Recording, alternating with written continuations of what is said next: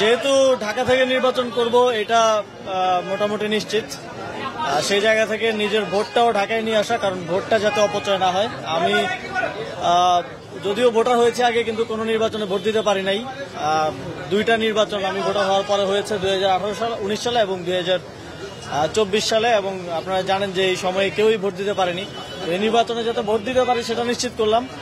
নির্বাচন কোথা থেকে করব এই বিষয়ে এখনো চূড়ান্ত কোনো সিদ্ধান্ত হয়নি, তবে ঢাকা থেকে করবো। এখন পর্যন্ত পরিকল্পনা স্বতন্ত্র নির্বাচন করারই, তারপরে দেখা যাক।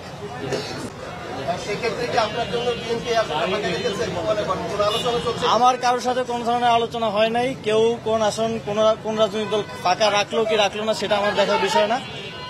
আমি আমার সিদ্ধান্ত ব্যক্তিগতভাবে এককভাবেই নিব।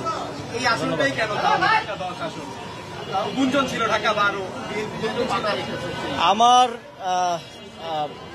সরকার থেকে পদত্যাগ করার পর থাকার প্ল্যান আছে ধানমন্ডি এলাকায়। তো সেই জায়গা থেকে যেখানে থাকবো সেখানেই ভোটার হওয়া।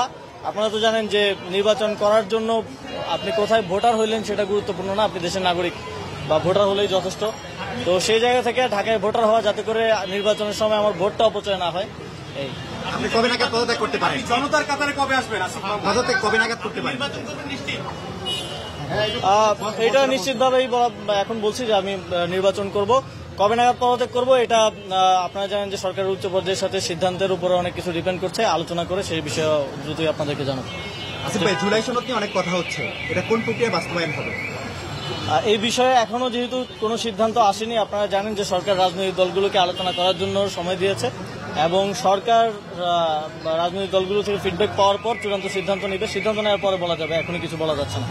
সরকার রাজনৈতিক দলগুলো বলছে সরকার আসলে জনগণকে নিয়ে ভাবছে না, এটা নিয়ে আসলে কি বলবেন?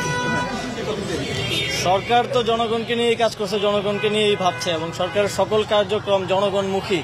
এবং এই সরকারের যেই তিনটা কাজ ছিল, সংস্কার, বিচার এবং গণতান্ত্রিক রূপান্তর, আপনারা দেখছেন যে তিনটা কাজই সমানভাবে এগিয়ে চলছে।